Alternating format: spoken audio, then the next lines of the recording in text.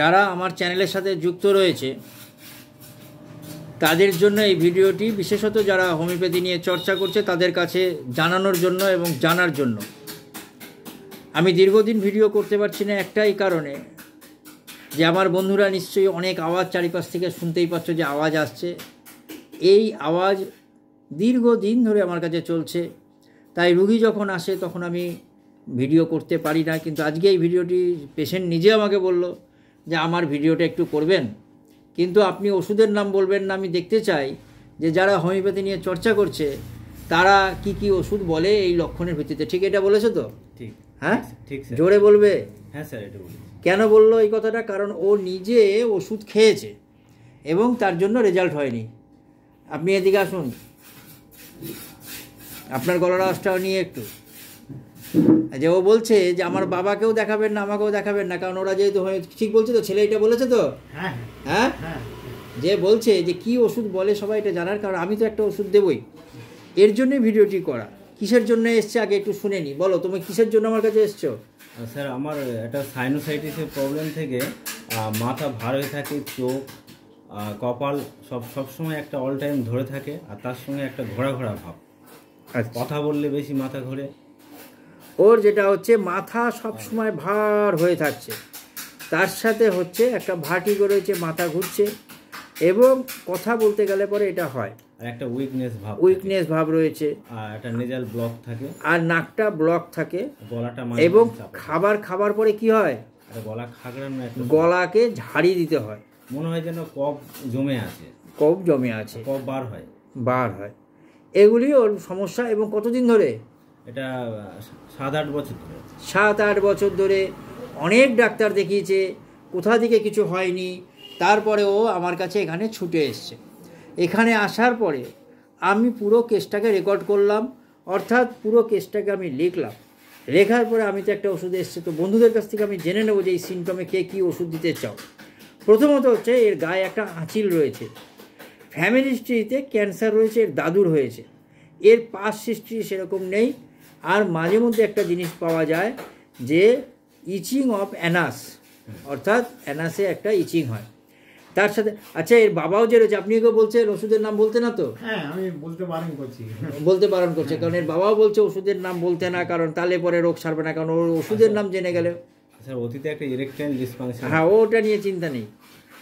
আর হচ্ছে ও কিন্তু chilli patient, অর্থাৎ শীতকাতুরে। আমি ওকে একবার শীতকালে আমি ওকে দেখেছিলাম যে তখন ও শীতের বস্ত্র প্রচুর পরে থাকে। ও কোথা থেকে এসছে যেন? লক্ষ্মীকান্তপুর। এই যে আমি গঙ্গাসাগর যাই না, তো গঙ্গাসাগর গেলে পরে আমি তো অনেকের সাথে যোগাযোগ হয়, তো সেই সময় এর সাথে যোগাযোগ হয়েছিল সাগরে। তো সেইখানে ওকে দেখেছিলাম প্রচণ্ড শীতে। ঠিক বলছি কি না?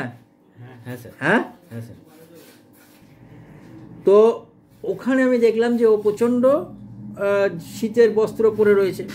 এই যে আজকে মুখ দেখাতে বলছে না, কারণ ও নিজেও প্র্যাকটিস করে, ওই অঞ্চলে ও প্র্যাকটিস করে, তো চাইছে না যে ও জানুক সবাই, কিন্তু আমি সেই জন্য দেখাতেও পারলাম না। ওর বাবাও বলছে দেখাতে না।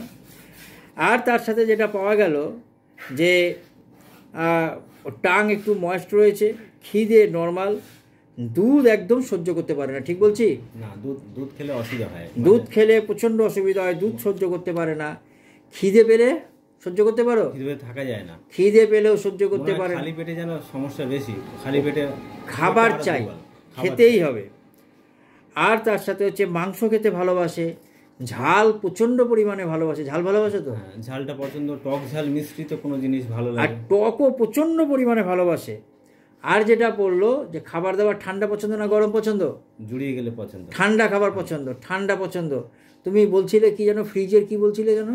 মানে ফ্রিজের জল খেতে পছন্দ, কিন্তু ওই রোগের ভয়ে খায় না। কিন্তু ফ্রিজ খুলে তুমি তো বলো যে ছুটে গিয়ে মনে হয় যেন ফ্রিজ থেকে খুলে, এটা বললে তো? হ্যাঁ, গরমকালে মনে হয় যে ফ্রিজের জলটা যেন খায়, খুলে গিয়ে ফ্রিজের জল খেতে চায়, এতটা ফ্রিজের জল খেতে চায়। পাশাপাশি আর কিন্তু সেরকম কিছু খাবারের প্রতি অনীহা দেখা গেল না। আরেকটি জিনিস জানা গেল যে স্লিপ, ঘুম সব ঠিকঠাক আছে, কিন্তু কী ধরনের ভাবে শুলে ভালো লাগে তোমার? মানে উপর হয়ে, লেইং অন অ্যাবডোমেন, খুব মার্কফুলি। আমি কেন বলছি, যেহেতু সবার কাছে জানতে চাইছি, আমি এই সিমটমটার উপরে কিন্তু জোর দেবো।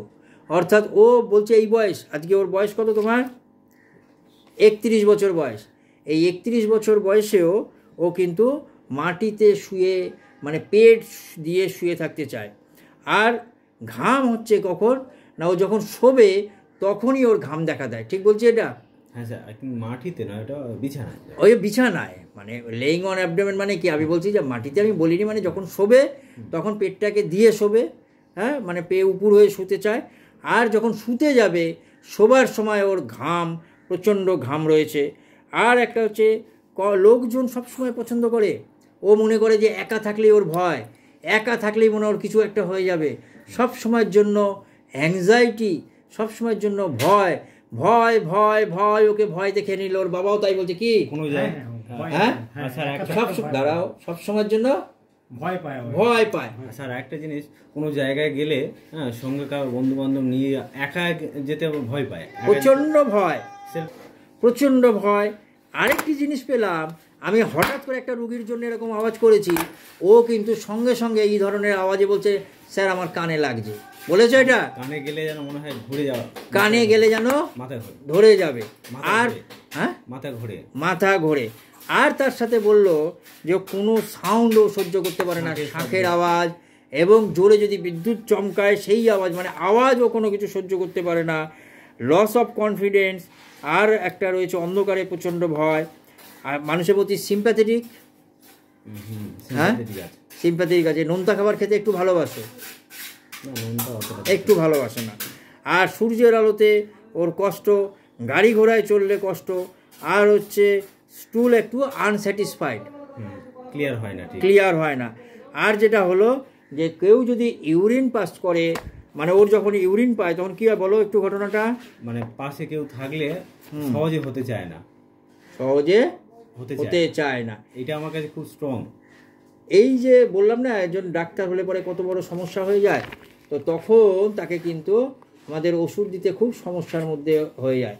এবার যেটার মধ্যে আসি, আর হচ্ছে ও যখন জল খায় অনেকটা করে জল পান করে, জল যখন খাবে তখন কিন্তু অনেকটা করে জল খাবে।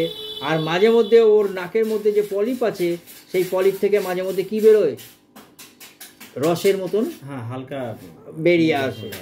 এইটা কিন্তু ওর মধ্যে রয়েছে। প্রচণ্ড অস্থির, অন্যমনস্ক এবং মানে পড়াশোনা কিন্তু পড়াশোনায় ভালো ছিল তো?